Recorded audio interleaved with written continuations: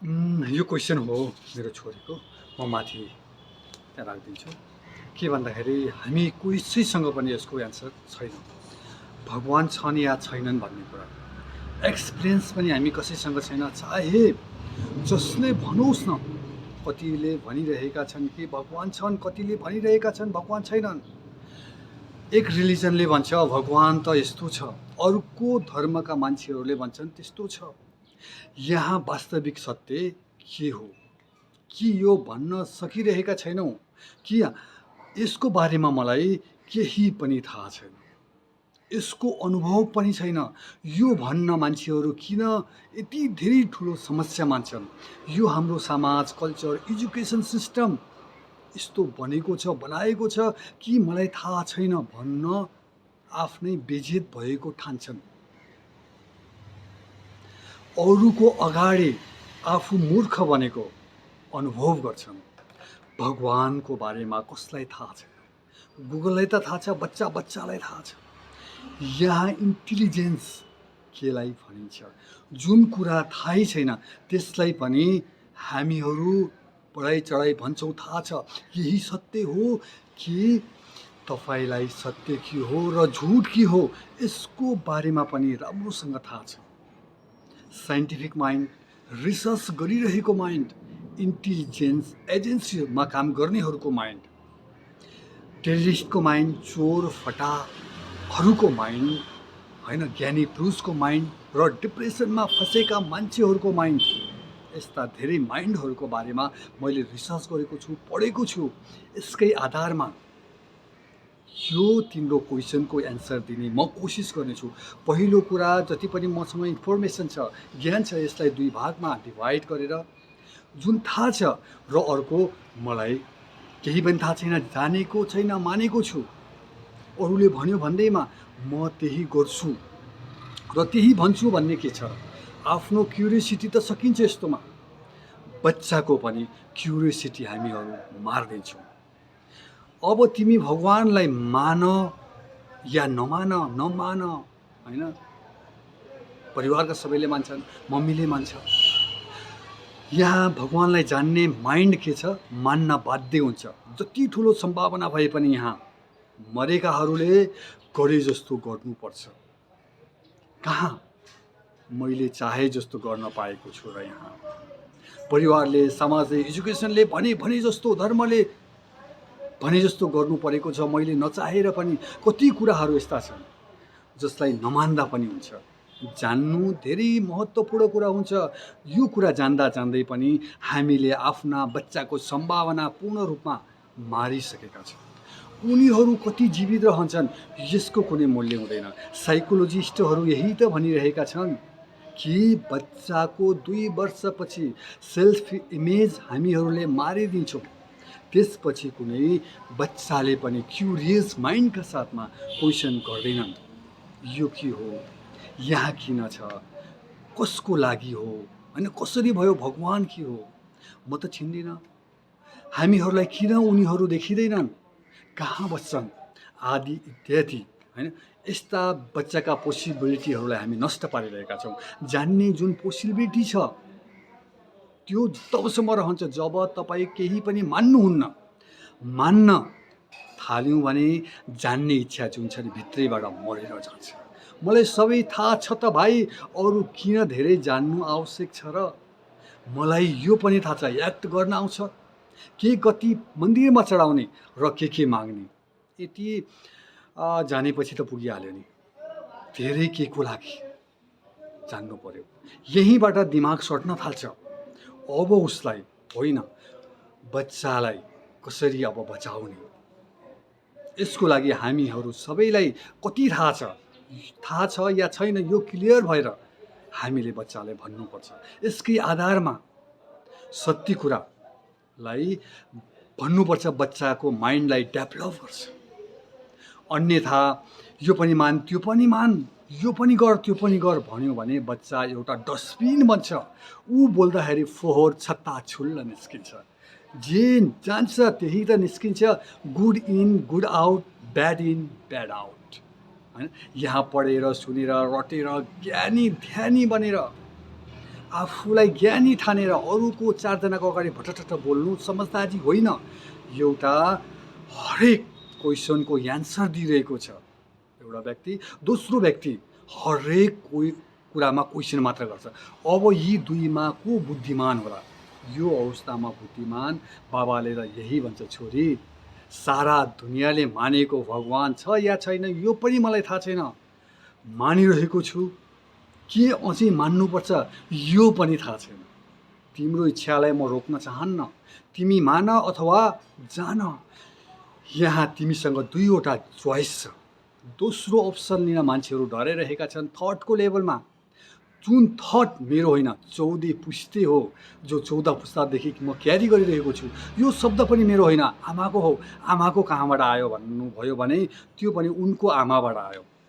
यहाँ सत्य भन्नु पर्दाखेरि मेरो यहाँ केही पनि छैन। कतिलाई यो कुरा ठिक लाग्ला, कतिलाई नलाग्ला होइन।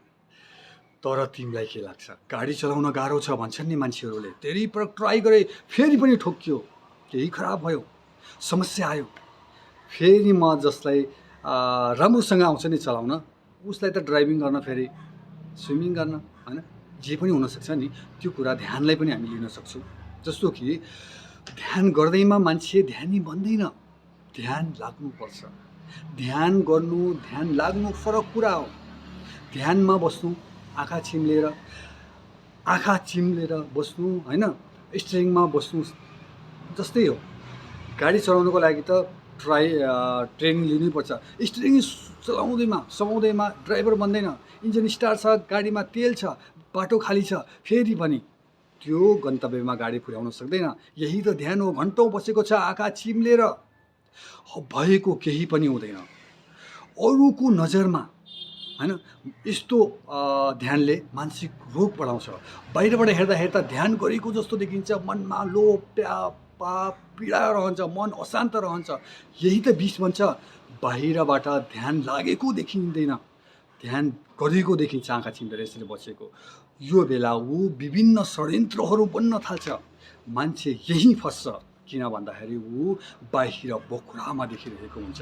पाखण्डी धूर्त बाबाहरू छ नि, माताहरू हुन्छ नि, यिनीहरूको फन्दामा जीवनभर उनीहरू फसिरहेका छन्। एउटा सानो बच्चा बाबाको औँला समाएर हिँड्नु ठिक हो, 25 वर्ष भइसक्यो, फेरि पनि बाबाको हात समाएर हिँड्छ भने उसको दिमागको विकास भएकै छैन अथवा विनाश हो।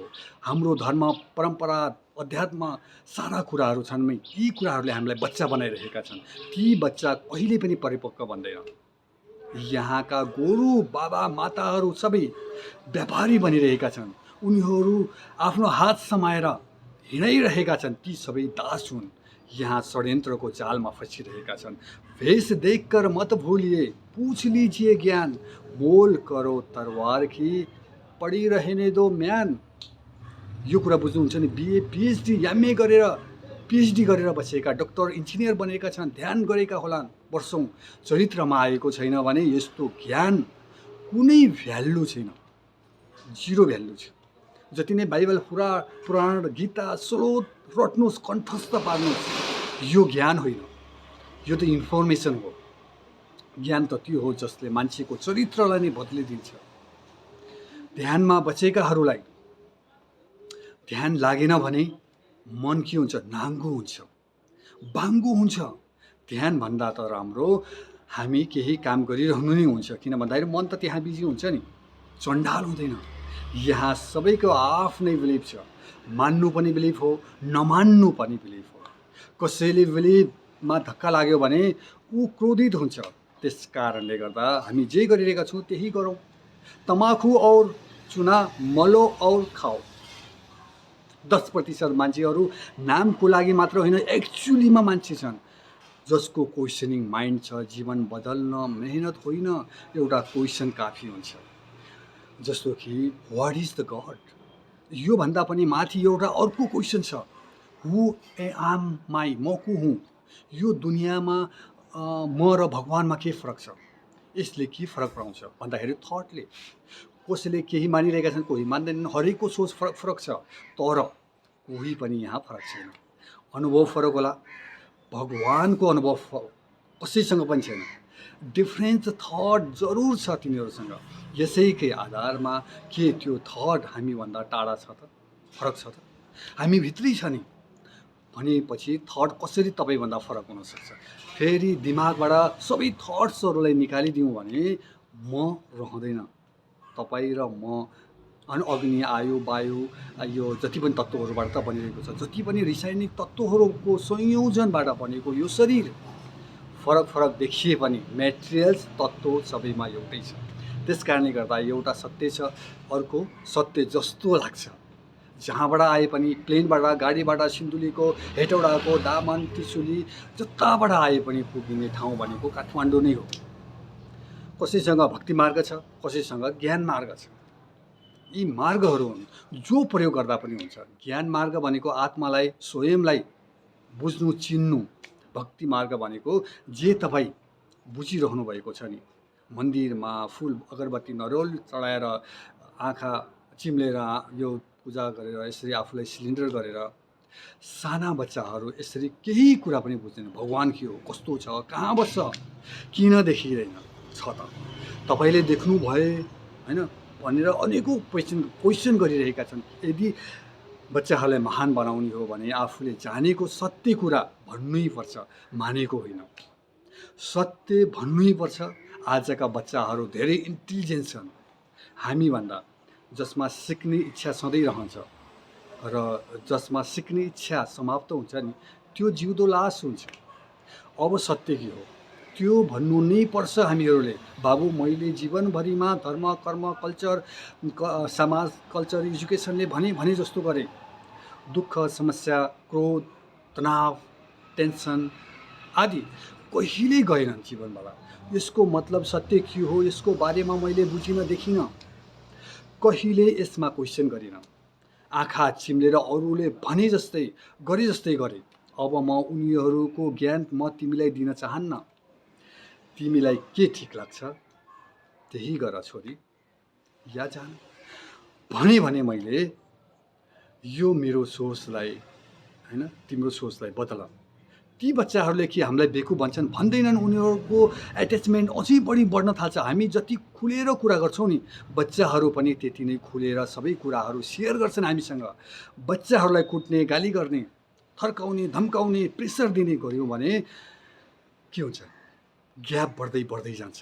यो बुढो गर भन्छ तर आफू केही गर्दैन, मोबाइल हेरिरहन्छ, स्क्रिप गरिरहन्छ। यस्तो विचार विकास हुन्छ। बच्चाहरू त्यो गर्दैनन् जे हामी भन्छौँ। हामी जे गरिरहेका हुन्छौँ नि, बच्चाहरू त्यही गर्छन्। हामी लुट्ने, ठग्ने, पिट्ने, गाली गर्ने होइन, झुट बोल्ने गर्छौँ भने तिनीहरूका बच्चाहरू पनि त्यस्तै गरिरहेका हुन्छन्। असत्य बोलिरहेका हुन्छन्। अरूलाई सहयोग गर्ने, पढ्ने, लेख्ने, नयाँ कुराहरू सिक्ने का छोराहरू पनि त्यस्तै राम्रो राम्रो कुराहरू, सत्य कुरा बोलिरहेका हुन्छन्, सहयोग गरिरहेका हुन्छन्। सुधार्ने बच्चालाई होइन, सुधार्ने यता आफूलाई हो। एजुकेसन र हाम्रो धर्मले यस्तो कन्डिसनिङ गरिदिएको छ। ऊ दिमाग चलाउँदैन, अरूले गरे जस्तै गरिदिन्छ, ऊ पनि अरू जस्तै बन्छ। अन्त्यमा यही त बिलिभ भन्छ। कोही महान यहाँ भएको छ भने त्यसको पछाडि उसको आमाको ठुलो हात हुन्छ। त्यसलाई कज एन्ड इफेक्ट भनिन्छ। लिभिङ थिङ र नन लिभिङ थिङ एउटै हो। नन लिभिङ थिङ बिना लिभिङ थिङ सम्भव छैन होइन। यहाँ ढुङ्गा, माटो बोल्ने छ, हिँड्ने छ, बुझिन्छ, जस्तो इन्स्ट्रुमेन्ट छ त्यस्तै देखिन्छ। सबै वेभ्स त हो, पार्टिकल होइन। यो सबै देखेको युनिभर्स छ नि, यो छैन। यो युनिभर्स मेरो कारणले प्रेजेन्ट छ होइन। तपाईँको पोइन्ट अफ भ्यूबाट तपाईँ प्रमुख होइन चिज भयो। जो युनिभर्समा छ त्यही त हामीमा छ। यो इन्स्ट्रुमेन्ट बिना बाँच्न सम्भव छैन। आजको समयमा कतिको दिमागमा चल्ला, 1000 वर्ष पहिला कसैको दिमागमा चलेको थियो, तिनीहरूलाई आज हामी ऋषिमुनि भनिरहेका छौँ। यदि हामीहरूले चाह्यौँ भने यो रियालिटीसम्म हामी पुग्न सक्छौँ। त्यसपछि हामी जे नाम दिन सक्नुपर्ने छु, नाम दिँदा पनि भयो, नदिँदा पनि भयो। जो विराट छ, विशाल छ, यो पनि हुनसक्छ। त्यहाँ पुग्न सजिलो छ। त्यो रियालिटी मभन्दा फरक छैन, मसँगै छ। मसँग मैले जान्ने इच्छा गरिनँ, अरूले भनेको गरेको जस्तो गरेँ भने कन्फ्युज भएर बाँच्छु। र हामी छोराछोरीहरूलाई पनि फोटो देखाएर यो भगवान् मान, त्यो भगवान् मान, यो शक्तिशाली भगवान् भनेर भन्छौँ। फोटो हो या एउटा थट हो, बार बार मनमा जे कुरा चल्छ नि त्यो स्ट्रङ बिलिभ बन्छ। कति चिजहरू हाम्रो अगाडि हुन्छ फेरि पनि हामी देखिरहेका हुँदैनौँ, कसरी चिन्ने र कसरी देखाउन। यदि हाम्रो अगाडि भगवान् आए भने हाम्रो बुझाइ, हाम्रो बिलिभ, हाम्रो फोटोमा देख्ने होइन सबै इन्फर्मेसन जति छ नि हामीसँग त्यसलाई जोडेर हेऱ्यौँ भने एउटा बिलिभ बनाएका छौँ नि, यो कारणले गर्दा हामी भगवान्लाई कहिल्यै पनि देख्दैनौँ। र यहाँ ठिक होस् या गलत होस् जबरजस्ती मान्न लगाइरहेको छ, डर र लोभ देखाएर। यहाँ बढी लोभी र डराइरहेका छन् नि उनीहरूलाई त के थाहा, उनीहरूको हातमा भएको जुन चम्किलो वस्तु ढुङ्गा राखिदिन्छ नि त्यसको मूल्य। सारा व्यक्तिहरू षड्यन्त्रको जालमा फसिरहेका छन्, भिखारी भनेर मागिरहेका छन्। यस कारणले गर्दा थ्योरी र एक्सपेरिमेन्ट दुवै धेरै महत्त्वपूर्ण छ यो जीवनमा। हाम्रो चारैतिर छ सब थोक, अन्त कतै खोजिरहेका छौँ। यो थाहा भयो भने एक इसारा काफी हुन्छ। इसारा माने ज्ञान। फेरि अनुमति बिना ज्ञान अधुरो छ, त्यो एउटा थर्ड बनेर बस्दिन्छ। त्यही ज्ञानले तपाईँलाई फसाइदिन्छ। फेरि उसलाई लाग्छ मलाई सबै थाहा छ। के थाहा छ भन्दा केही थाहा छैन। भगवान् भगवान् भन्दै भजन कीर्तन पूजापाठ नरिवल धूप अगरबत्ती मन्दिरमा ढोकेर अनि माग्छ भिखारी जसरी। त्यहाँ दिमाग लगाउनु पर्दैन। तत्त्वमसी भन्ने महावाक्य तपाईँहरूले धेरै सुन्नुभएको होला, पढ्नुभएको होला। त्यहाँ यहाँको के आदि कुराहरू यी त थ्योरी मात्र हुन्। जति रटे पनि कण्ठस्थ पारे पनि फाइदा त जिरो। भने धार्मिक भनेर नाटक किन भाइ? फेरि सारा धार्मिक किताबहरूमा एउटैतिर त इसारा छ, त्यो तपाईँसँगै छ। हामीहरूलाई लाग्छ त्योसँग छ, त्यहाँ छ। यो सबै एउटा थट मात्र हो, विचार मात्र हो, माइन्डमा छ। यहाँ त्यहाँ कहीँ पनि केही छैन। एउटा बुद्ध पुरुषको नजरबाट यदि हेर्न सकियो भने 99% मान्छेहरू सुतिरहेका छन् आज पनि। फेरि विचारको दुनियाँमा तपाईँ सक्सेस बन्न, सफल बन्न, धेरै धन सम्पत्ति कमाउन दौडिरहेका छन्। जे हुनुपर्ने हो यहाँ हुन्छ।